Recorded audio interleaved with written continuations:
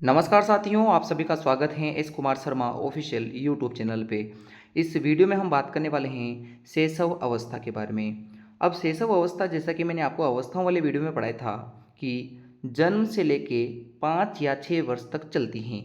अब इस अवस्था में शरीर में क्या क्या बदलाव होते हैं, मानसिक रूप से क्या बदलाव होंगे, इस अवस्था के क्या क्या उपनाम हैं, इस अवस्था की प्रमुख विशेषताएं क्या क्या हैं और परिभाषाएं जो हैं मनोवैज्ञानिकों के द्वारा क्या क्या दी गई हैं, उनको यहाँ डिस्कस करते हैं।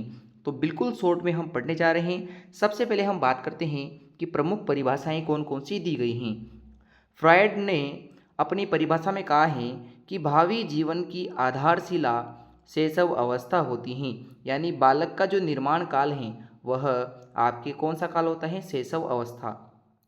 वेलेंटाइन ने कहा कि सीखने का जो आदर्श काल है वह शैशव अवस्था है। कौन सी अवस्था है, शैशव अवस्था। अगला है, वॉटसन के द्वारा कहा गया है कि तीव्र विकास की जो अवस्था है वह शैशव अवस्था है। पर्टिकुलर जब आपसे ये प्रश्न पूछेगा कि किस मनोवैज्ञानिक के अनुसार शैशव अवस्था तीव्र विकास की अवस्था है, तब आपको आंसर लगा के आना है वॉटसन। ऐसे ही पूछे कि सीखने का आदर्श काल शैशव अवस्था किसने कहा, तो वो कहा वेलेंटाइन ने। ऐसे ही क्रो एंड क्रो ने कहा, और ये सबसे ज़्यादा पूछा भी जाता है कि 20वीं सदी बालकों की सदी है, यह किसके द्वारा कहा गया है, तो यह क्रो एंड क्रो के द्वारा कहा गया है। अब हम आ जाते हैं कि इस शैशव अवस्था को क्या क्या नाम दिए गए हैं। तो शैशव अवस्था के सभी नामों को एक बार अच्छे से देख लेते हैं। तो इसको पहला है सजीव चिंतन की अवस्था। बालक इस अवस्था में आकर हर चीज़ को सजीव मानता है। वह चंदा को भी मामा कहता है, तस्वीर को देखकर सोचता है कि वो तो मेरी तरफ ही देख रहा है या मेरी तरफ ही देख रही हैं। अतार्किक चिंतन, चूँकि तर्क करना तो अवस्थाओं के साथ साथ परिपक्वता आने के बाद और विद्यालय जाने के बाद की अवस्थाओं में होता है, तो यह अतार्किक चिंतन की अवस्था है। क्योंकि बालक अपने बड़ों से सीखता है, उनके जैसा बनना चाहता है, वो जो करते हैं वैसा ही करता है, यानी अनुकरण की अवस्था है। आश्रित हैं, बड़ों पे आश्रित हैं। नैतिक शून्यता काल है, उसको नैतिकता के बारे में कुछ भी नहीं पता है। जो पता लगेगा आने वाले समय में पता लगता है। तो धीरे धीरे वो नैतिकता को सीखता है, किंतु नैतिकता उसमें इस अवस्था के अंदर नहीं पाई जाएगी। उदासीनता का काल है, वह एक तरीके से हर चीज़ के प्रति उदासीन है। उसको उनको जो है मूल प्रवृत्तियों से संबंधित व्यवहार करना आता है, बाकी उसको इतना ज़्यादा नहीं आता है। खिलौनों की अवस्था है, एक बार उसको खिलौना दे दीजिए, वो उसको खेलने में व्यस्त रहेगा, तो फिर उसे किसी दूसरी चीज़ की याद नहीं आती है। प्रबल जिज्ञासा काल है, यहाँ जो है हर चीज़ को लेकर वह जो है जिज्ञासु बना रहता है। अगला है, इसीलिए आपने देखा होगा कि जब भी आप बालक को, छोटे जो बालक होते हैं जिसे को आप शिशु कहते हो, उनको कोई भी चीज़ दे दो, वो उसको खोलना चाहते हैं। कोई भी डिब्बा दे दो, उसका ढक्कन खोल देंगे। कोई भी आप जो है क्रीम वगैरह दे दो, उसको निकाल के बाहर रखेंगे, क्योंकि वो जानना चाहता है कि ये कैसे काम करती है, इसके अंदर क्या है। तो इसलिए वो जो है बोतल का ढक्कन खोलना, डिब्बे का ढक्कन खोलना, जो चीज़ दी जाए उसको, वह उसको मुंह में ले लेता है। ऐसी जो चीज़ें हैं वो इस अवस्था में करता है।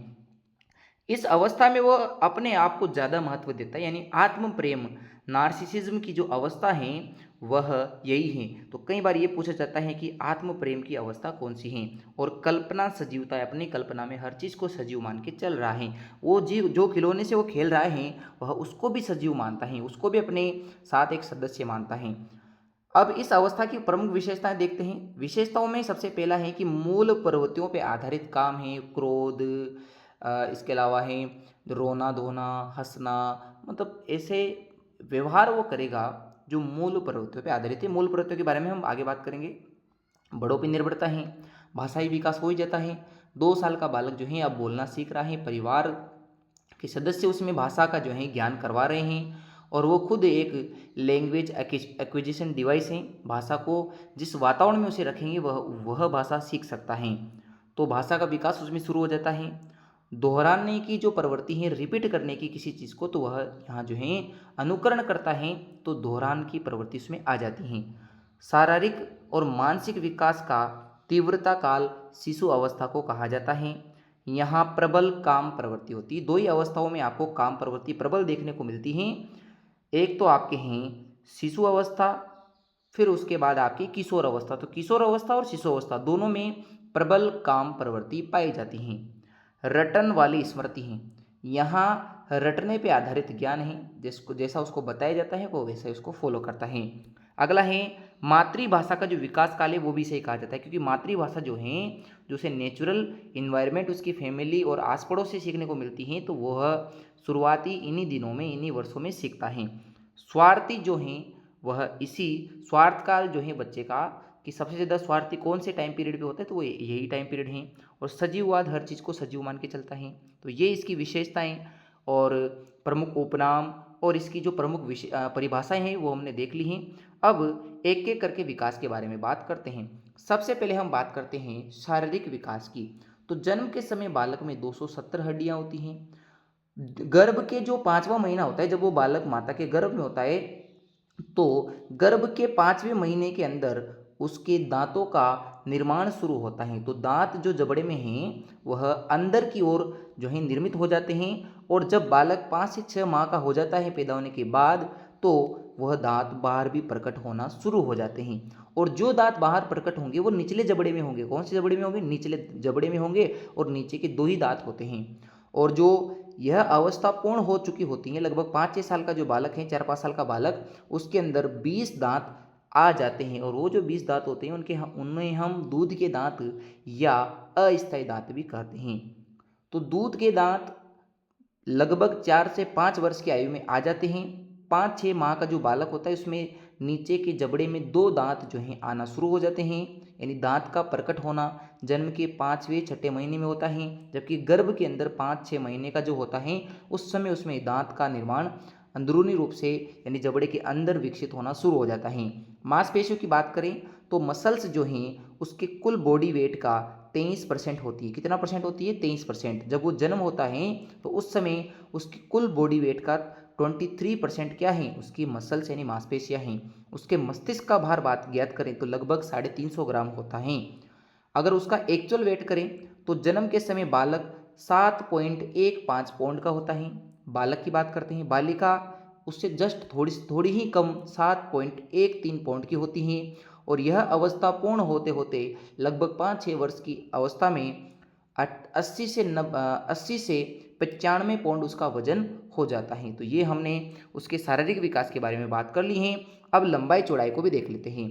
तो इस अवस्था में यानी शिशु अवस्था में बालक जब पैदा होता है उस समय लगभग उसकी लंबाई 20.5 इंच होती है और 20.3 इंच लगभग बालिका की लंबाई होती है। तो हम ऐसा कह सकते हैं कि बालक हो या बालिका, 20 इंच जो हैं वह औसत लंबाई है शिशु अवस्था के बालकों की जन्म के समय। हृदय धड़कन की बात करें तो जन्म के समय हृदय धड़कन प्रति मिनट में 140 बार धड़कती हैं और कुछ समय के बाद यह 120 बार प्रति मिनट हो जाती हैं। तो ये सभी जो आपके फैक्ट हैं शारीरिक विकास के वो हमने देख लिए हैं। अब मानसिक विकास से जुड़े हुई कुछ चीज़ें देखते हैं। तो मानसिक विकास में फ्राइड का मानना है कि 4-5 साल तक की आयु में बालक वो सब बन चुका होता है जो उसे आगे बनना होता है। तो 4-5 साल का बालक वो बन चुका है जिसको बनना है। ये किसने कहा है? फ्राइड ने। ऐसे ही क्रो एंड क्रो कहते हैं कि 6 साल तक का जो बालक है उसमें मानसिक योग्यताओं का पूर्ण विकास हो जाता है। किसका? जितने भी मानसिक योग्यताएं हो सकती हैं उन सबका पूर्ण विकास 6 साल तक के बालक में हो जाता है। 2 साल का जो होता है वह उद्देश्यपूर्ण कार्य करने लग जाता है, यानी अब उसमें समझ विकसित हो रही हैं। 3 साल का बालक रेखाएं बनाना शुरू कर देता है। 4 साल का बालक जो रेखाएं बनाई हैं उनमें छोटे बड़े का अंतर करना और वस्तुक्रम यानी कि किसके बाद क्या जमाना है, तो यानी कि वो चीज़ों को क्रम अनुसार व्यवस्थित करना भी शुरू कर देता है। तो यह मानसिक विकास को दर्शा रही हैं। अब कुछ तथ्य हैं इस अवस्था से संबंधित, वो आपको याद रखने हैं। पहला तथ्य क्या है कि जन्म के समय सिर का जो भार है, हमने यहाँ सिर का वजन देखा था 350 ग्राम लगभग। तो ये जो कुल वेट है उसके बॉडी का, उसका लगभग 25% तक होता है, 22 से 25% तक होता है। दांत सबसे पहले निचले जबड़े में निकलते हैं 5वें से 6ठे महीने में। और जन्म के तुरंत जो पहला सप्ताह होता है शुरुआत के 7 दिन तक, तो उस समय उसका वजन घटता है और फिर उसका वजन बाद में बढ़ना शुरू हो जाता है। तो आपसे पूछ सकता है कि शिशु अवस्था के प्रथम सप्ताह में बालक का वजन घटता है या बढ़ता है, तो घटता है, फिर बाद में बढ़ना शुरू हो जाता है।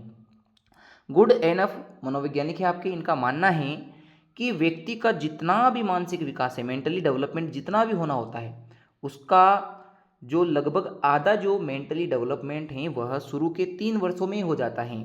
तो हमने यहाँ बाल्य अवस्था के बारे में बात कर ली है।